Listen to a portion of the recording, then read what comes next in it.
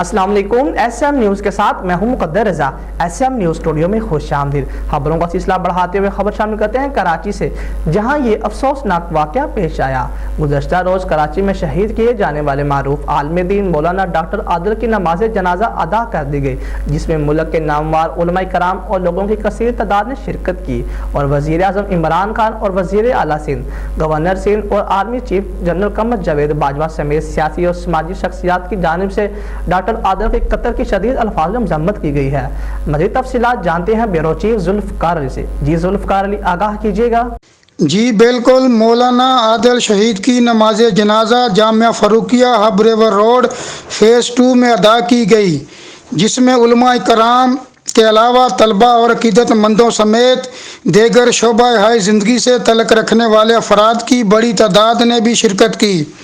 مولانا عادل شہید کی نماز جنازہ میں عالم دین مفتی تقی عثمانی، مفتی محمد رفیع عثمانی، مولانا حنیف جلندری، سینیٹر عبدالغفور حیدری، مولانا راشد سومرو، جامعہ بمبریہ کے مفتی نعمان اور حافظ نعیم الرحمان کی قیادت میں جماعت اسلامی کے وفد نے بھی شرکت کی۔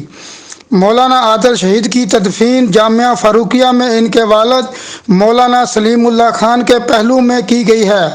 میں آپ کو بتاتا چلوں کہ معروف عالم دین مولانا عادل کو گزشتہ شب شاہ فیصل کالونی میں فائرنگ کر کے شہید کر دیا گیا تھا۔